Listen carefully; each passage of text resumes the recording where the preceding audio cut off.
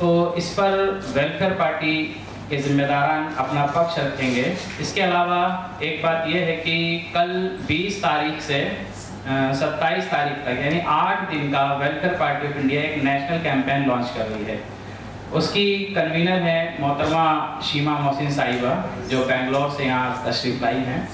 वो इस कैंपेन की नेशनल कन्वीनर हैं और वेलफेयर पार्टी ऑफ इंडिया की आप जनरल सेक्रेटरी हैं। हमारे बीच में वेलफेयर पार्टी ऑफ इंडिया के जो नेशनल प्रेसिडेंट हैं डॉक्टर रईसुद्दीन साहब, वो यहाँ तशरीफ रखते हैं, वो भी एड्रेस करेंगे।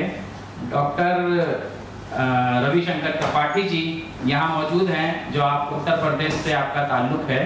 आप वेलफेयर पार्टी ऑफ इंडिया के नेशनल वाइस प्रेसिडेंट हैं, आप भी इस पर अपनी बात रखेंगे। हमारे बीच में डॉक्टर कासिम रसूल इलियास साहब भी मौजूद हैं, जो वेलफेयर पार्टी ऑफ इंडिया के नेशनल जनरल सेक्रेटरी ऑर्गेनाइजेशन हैं और all India Muslim personal board के आप स्पोक्सपर्सन भी हैं।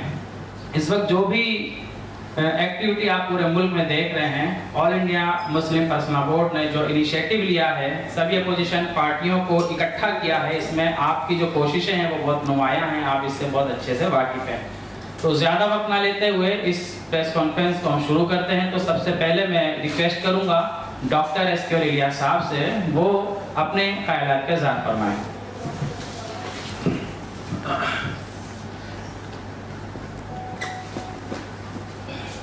दोस्तों और साथियों, इस वक्त में आप जानते हैं कि वक्फ एक्ट में जो संशोधन किए हैं सेंट्रल गवर्नमेंट ने, वो इस वक्त एक बहुत बड़ा इशू बना हुआ है, देश के सामने भी और मीडिया के सामने भी। 2 दिन पहले सुप्रीम कोर्ट ने इस पर एक बात कही है। उसको ये समझा जा रहा है कि सुप्रीम कोर्ट ने कुछ प्रोविजंस पर स्टे लगाया है। ये बात सही है कि एक दिन पहले अगर सुप्रीम कोर्ट का जजमेंट आता तो शायद सुप्रीम कोर्ट स्पष्ट तौर पे कुछ झूठ है, तो वो जमीन वक्फ की जमीन नहीं, नंबर 1। और दूसरी बात ये कि अगर किसी वो जमीन जो अब तक इस्तेमाल होती रही वक्फ यूजर में, अब उन्हें रजिस्ट्रेशन करवाना पड़ेगा। इससे क्या होने वाला है? इससे ये होने वाला है कि हर रोज एक नया डिस्प्यूट आज आप देख रहे हैं खड़ा हो रहा है। संभल का खड़ा हो गया, ज्ञान वापी का खड़ा हो गया, मथुरा खड़ा हो गया, और ये लगातार आगे बढ़ रहा है।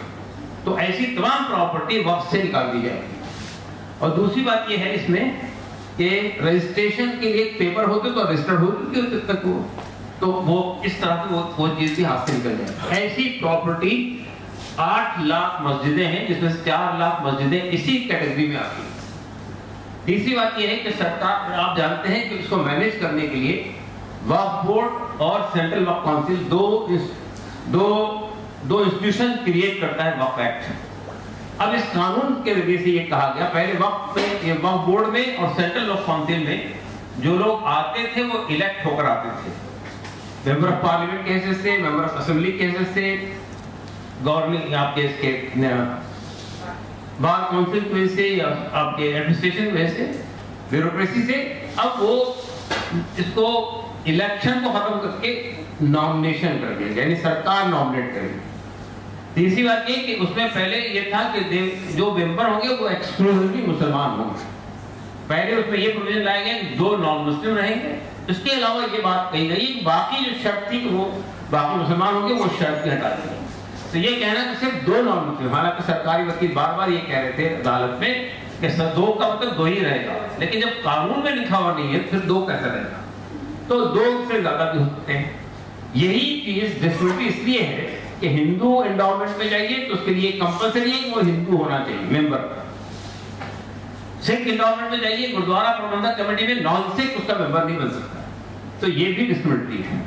तीसरी बात हम ये कहते हैं कि आर्टिकल 25 और 26 जो फंडामेंटल राइट है, जो हर धर्म के लोगों को आजादी देता है अपने धर्म पर चलने की और अपने धर्म के लिए इंस्टीट्यूशन बनाने की, उसको मैनेज करने की, उसको चलाने की, या सरकार वो भी मुसलमानों के हाथ से छीन रही है। तो मैंने ये जो सिचुएशन है, आप तफसील से वाकिफ होंगे इसमें पूरे बात से, मैं इसमें डिटेल नहीं जाना चाहता हूँ, आपका टाइम नहीं लेना चाहता हूँ। तो इस पर आप जानते हैं कि all India Muslim personal board ने एक कैंपेन लॉन्च की है। 10 अप्रैल से 7 जुलाई तक। तो वेलफेयर पार्टी ऑफ इंडिया जो कि एक political party rights of the Muslim citizens. Welfare Party of India, a value-based political party, will always stand for the rights of the marginalized sections of the society, and we have launching a campaign. हम एक campaign अभियान चलाने वाले हैं, क्योंकि उतनी strong नहीं है, कोशिश करते हैं। तो अभियान चला रहे हैं 20 तारीख से 20 to 27। इसमें जो है चंद बातें तो डॉक्टर साहब ने ऑलमोस्ट सब कुछ तो कवर कर लिया है, जो बातें रह गई हैं उनको मैं उनके बारे में बता देती हूँ। इस एक्ट में कहा गया है कि दे वांट टू एम्पावर, औरतों को एम्पावर करने के लिए लाया गया है। ऐसा दावा सही नहीं है, because I am the living example, जीती जाती मिसाल हूँ, because I was the first women member of Karnataka state board of Waqf in the year 2008।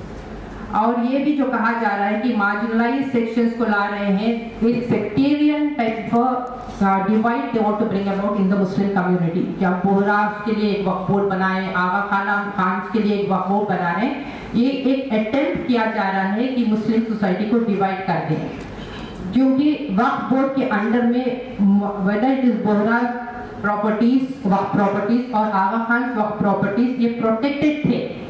They had their own mutwali. Mutwali is the caretaker.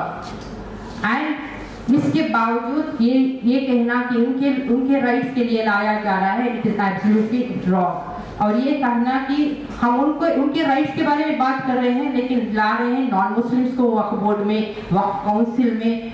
2 is minimum, and this can go up to around 12 out of 22 in Waqf Council, and it can happen around 7 out of 11 in Waqf Board. So this is a direct attack in removing the minority status of the Muslim properties, Muslim endowments. So this is not acceptable for the Muslim community. ये कहना कि हम transparency ला रहे हैं, तो अगर transparency की ही बात थी, अगर वक्फ बोर्ड को स्ट्रेंथन करने की ही बात थी, तो ये नहीं होता कि जहाँ पे एनक्रोचमेंट है, जहाँ पे सजा ज्यादा थी, 2 साल की सजा, उसको उन्होंने घटाकर 6 महीने किया, और 2 साल की नॉन बेलेबल क्राइम को उन्होंने घटा के 6 महीने की बेलेबल क्राइम बना दिया है, offense. So these are all the kinds of steps that is being taken, and all in short I can say that the Muslim community are very disheartened about what is happening, and a lot of hope is there.